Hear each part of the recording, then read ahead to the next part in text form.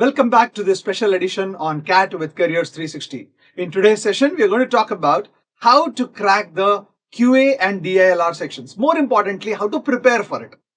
I have already taken certain sessions on how to crack in a mock exam. Also, the test taking strategies for each of the sections. But today, I'm going to talk about what is it that is relevant for you for this QA and DILR sections. Especially, of course, for the non-engineers. That doesn't mean that it will not be useful for engineers. It's useful for everybody else too. Very quickly, let's understand the CAT landscape. This is the gateway. The CAT is the gateway to the best of the B schools, including the IIMs. It has three sections, as all of you know: VARC, DILR, and quantitative ability. 68 questions, 40 minutes in each of the sections. That's about 120 minutes to maximize your score. 68 questions, 24, 22, 22 in that order. But before I talk about how is it going to be good for an engineer or a non-engineer, I think few relevant points, data points, very useful for you if you are a non-engineer. If you're an engineer, I know you will not be liking it, but this is for you non-engineers. IIM Indore 25-27 PGP batch has 55% non-engineers. Yes, you heard that right. IIM Ahmedabad, the flagship MBA school in the country, 50%, in fact, slightly more than 50% of the students who have joined for the PGP in 25-27 year are non-engineers. Even IIM Lucknow is not behind, just shared short of the 50% of the students in IIM Lucknow are non-engineers. Yes, the others as of today continue to have slightly larger engineering batches, but the fact is the trend is clear. Diversity is what the MBA institutes want. And that means to say, if you are a non-engineer, you should be very, very happy and give your best to make sure that you have the right chance to get into these coveted IIMs. Non-engineers often are pretty strong in VARC as compared to QA and DILR. That is a myth according to me, frankly. In fact, they are as good or as bad. Like engineers, they are supposed to be good in QA and or DILR and bad in VARC. But these stereotype ideas are not even true actually. But let's focus, of course, on this particular video where I'm going to talk about how to prepare on the QA side and the DILR side. Very, very brief ideas. If you're a non-engineer, there is a possibility that you have certain strengths.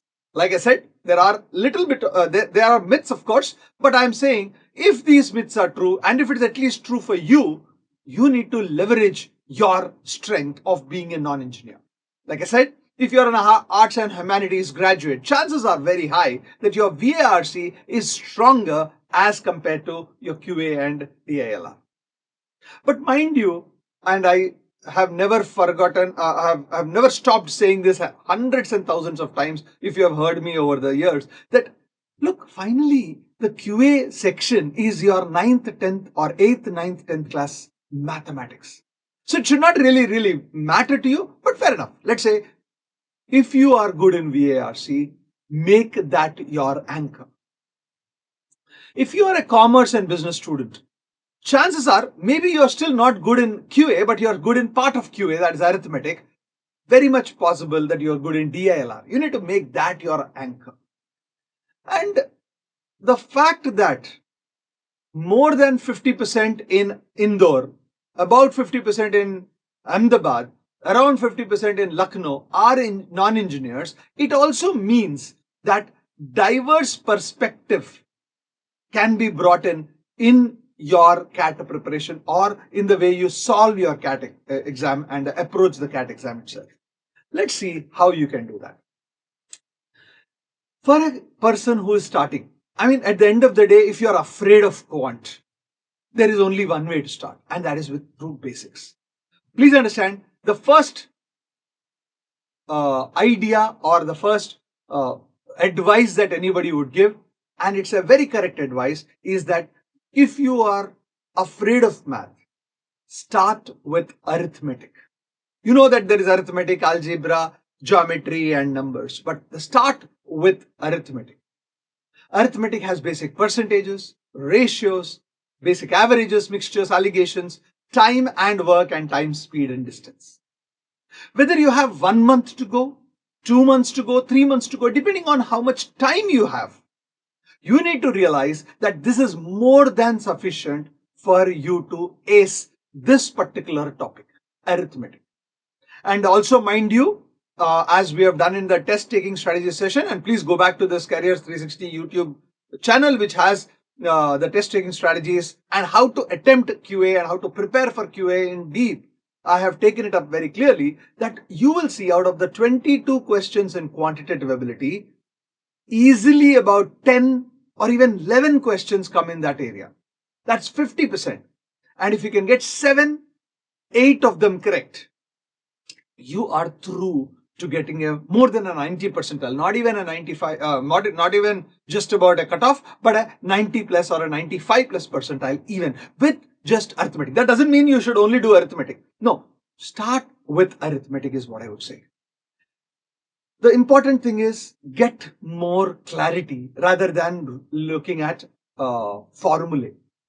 You will see a lot of YouTube. Of course, you should go to YouTube, mentor videos, etc. kind of things, but don't go to those videos where they kind of give you too many formulae for solving questions. CAT is an exam which will never give you a direct question wherein you can straight away apply the formula. Yes, there will be questions like that. I'm not saying there will not be, but if you understand the concept, application of the formula or application of the basic concept without really actually solving, you can still do it. And that is where, if you look at percentages, ratios, averages, simple interest, compound interest, time and work, time, speed, and distance, all of these put together also, there are not more than 15, 16, 17 concepts maximum. If you're talking about 15 to 17 concepts, and for every concept you spend only about an hour, hour and a half, that means around 25, 27 hours, you will be absolutely ready with arithmetic, at least to get you that 6 questions out of the 11 correct. Then you need to progress stepwise. Once you have kind of confident that, okay, I have done my arithmetic, then you can go to an algebra, certain areas like indices, logarithms, quadratic equations, series, progressions, sequence and series could be the area to go to. Geometry has nothing to do with either arithmetic or algebra directly. In fact, it can be a standalone area itself. Geometry and then number systems. Number systems, over the last few years, the very, I would say, minimal number of questions have been coming in CAT. Maybe 1, maybe 2 questions. Modern maths also, 1 or 2 questions. So, but if you can get a handle of arithmetic, and as a non-engineer, I believe that this is where you have the highest chance of being very strong in, you will be able to sail through. And add to that either algebra or geometry. Ideally, I would say geometry. If you have, again, within geometry also, if you look at, there are angles, triangles, quadrilaterals, circles. If I just broadly put it across, maximum number of questions come in triangles and polynomials or quadrilaterals, if I can call. So focusing on understanding your concept, even in this area, and again, there are not too many concepts there, you will be in a position to attempt 2 out of 4 or 3 out of 4 questions within geometry also. That will kind of be more than sufficient to sail through this particular section called quantitative aptitude in the CAT exam.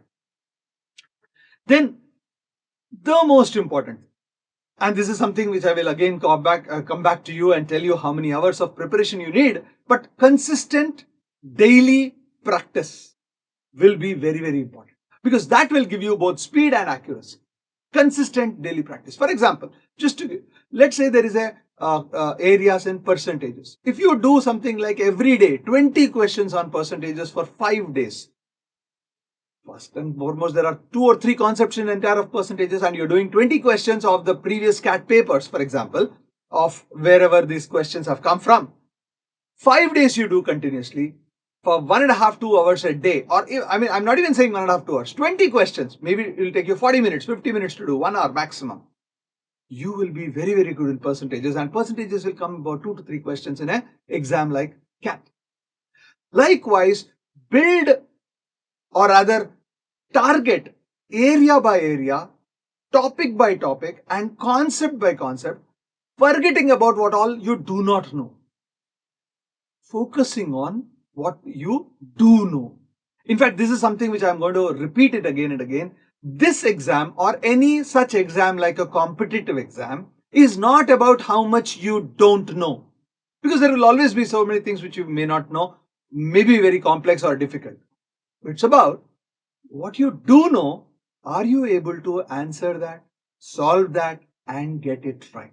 And that's the mantra of solving an exam. Definitely CAT 2. Then when you talk about DI and ILR, you have data interpretation. By the way, if you look at CAT 2024 paper, a lot of data interpretation is there. If you look at CAT 2023 paper, a lot of reasoning is there. What will happen in 25? What will happen in further CAT papers? Nobody knows. It is imperative, therefore, that you prepare for both the DI side as well as the reasoning side. There are many experts who will say that, okay, if you do only DI, you'll be good enough, or only reasoning, you'll be good enough.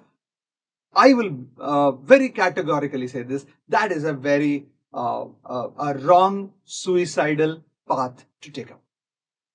So for data interpretation kind of questions, you need to practice the various kinds of charts, whether tables, graphs, various kinds of graphs are there. Typically your bar charts, line charts, scatter plots, spider graphs. Even if you do for every type of graph 3 to 4 sets, your confidence levels will keep improving. Similarly, when it comes to reasoning, your building of reasoning questions will be based on the type of questions. There are hundreds of types, but if you look at the focused type of questions like arrangements, distribution, missing data puzzles, which are the types of questions which have been coming in the last 3 to 4 years, games and tournaments, and of course the other puzzles. If you can daily solve a few sets from either reasoning or DI every single day, I think you will be better off. Here is my mantra towards it. Target about 200 sets to be solved before you go into a CAT exam. CAT will have about 5 of them. Please understand this.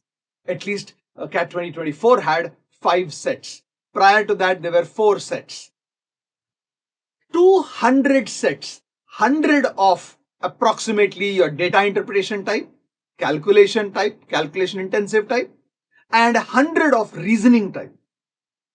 200 of them. Even if you have just 50 days to solve, some of you will have more time depending on when you are listening to this video, but let's say even if you have 50 days to solve, daily doing 4 sets, 2 of DI, 2 of reasoning, should be more than sufficient to do 200. And where will you do it from? Either your previous CAT papers or the mocks that you have been writing. And revise if required. Revise as much as possible, but solve. If you're not able to solve, don't worry. See the solution and then resolve the questions. But apart from QA and DI and how do you prepare, the key to getting through the CAT exam is to not forget writing mocks. So we'll look at 2 things, the time management and study plan, as well as what are the important ingredients of mocks. First thing, can you spend about an hour to 2 hours in quantitative ability? 1 hour at least on DILR? Because remember, I don't want you to do more than 4 sets. This is over and above time when you write a mock and analyze the mock. 1 hour on VARC with about 3 to 4 RCs or maybe more RCs and a lot of questions on VARs. Mocks to simulate exam conditions. Sit fully for the 2 hours. Don't stop in between. In fact, I would say reduce that to 1 hour and 50 minutes only. Meaning, 110 minutes instead of 120 minutes. Give about 3-4 minutes less in 40 minutes in each of the sections. Now you might say, yeah, in 40 minutes itself I'm not getting enough. What can I do with 37, 38 minutes? The fact of the matter is, in the CAT exam also, in the real CAT exam also, you will lose that 1-2 minutes without you knowing that. And hence, it is better to simulate in exam conditions. Close doors, make sure that you concentrate. If possible, if you're already in a coaching institute, go to the coaching institute, write in that coaching institute. Otherwise, at least make sure that you are sitting continuously for 2 hours. There's one more thing I will tell you about mocks, especially if you can write on Sundays. Try to write that exam on the same time as the CAT slots are. This also will get you to habituate. After writing the mock, you please do as much of analysis as possible. It's not just about what went wrong, but how did it go wrong? Why did it go wrong? And if you can go back and look at the formulae, the concept once again, you will learn hugely. And lastly, every week, let's say if you have 7 days a week, 1 day will be going on mocks, is what I would look at it. 5 days for preparation and 1 day for looking at reinforcing the areas which you are not very strong in. Your tasks for the mocks will be attempt full-length mocks every week under timed conditions.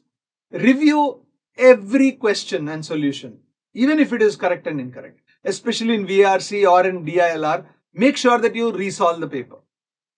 And here is my simple advice to you. If you are in September, write at least 5 mocks. In October, write at least 6 mocks. And in November, 7 mocks, because the exam is at the end of November. What are the resources and supports that you have? Lots of them. I'm not even going to recommend one or the other, including Careers 360 itself has a lot of them, which I'm going to tell you in a moment or so.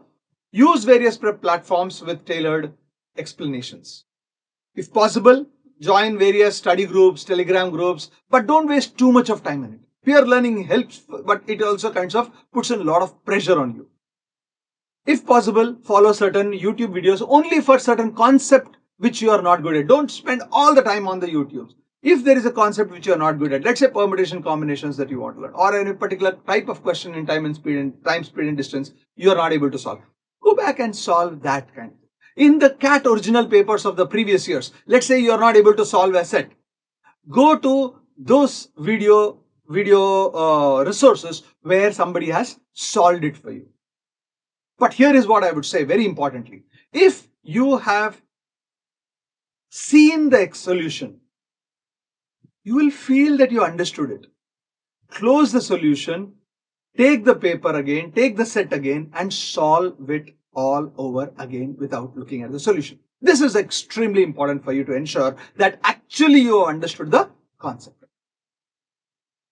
Lastly, friends, before I kind of sign off and before to the next video, it is more important for an exam like CAT to be motivated and of course confident too. You are a non-engineer.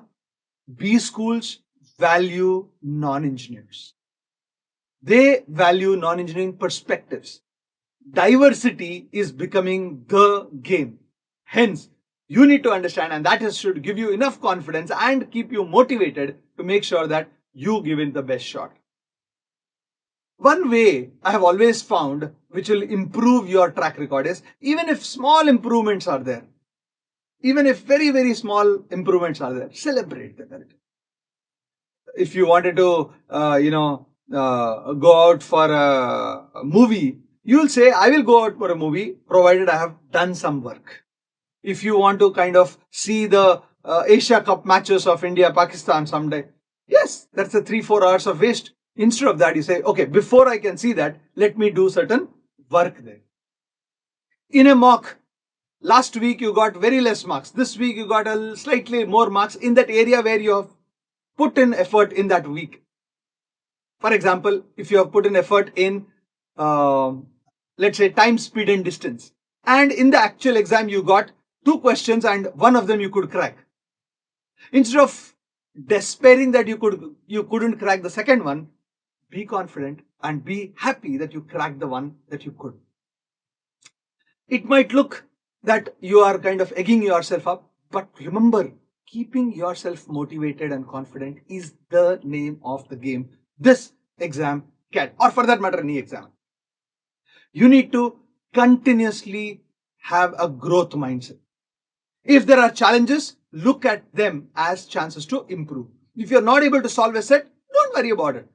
Take help. Taking help is not an issue. Your CAT journey, to make sure that you crack it, there are 4 things that I'll tell you before I say. Play to your strengths, whether it is VARC or QA or DILR, depending on who you are. Make sure that your basic fundamentals are there. You don't have to do too many things, but whatever you do, whatever topics that you pick up, you should be very good in it. Do not worry about what you don't know. Then mocks. Lots of people avoid mocks thinking that you're not prepared. That's a very bad idea. Use mocks smartly for the improvement. Because every time you write a mock, there'll be some areas where you will understand that you can improve. Go back, use that 1 week after the mock is over to improve on that area. And last but not the least, stay consistent. If you want to be a leader, if you want to be a manager, if you want to get into the IIMs, please understand that this is going to be the norm for you. You have to put in that effort. You will anyway put in effort once you go into an MBA and post that too. Start your journey right now and be consistent. And from Careers 360, there are various preparation resources available. Arithmetic 2025 concepts, algebra concepts, ultimate DILR guide for CAT 2025. Make sure that you pick them up, which is available on Careers 360. You will have your preparation cut out.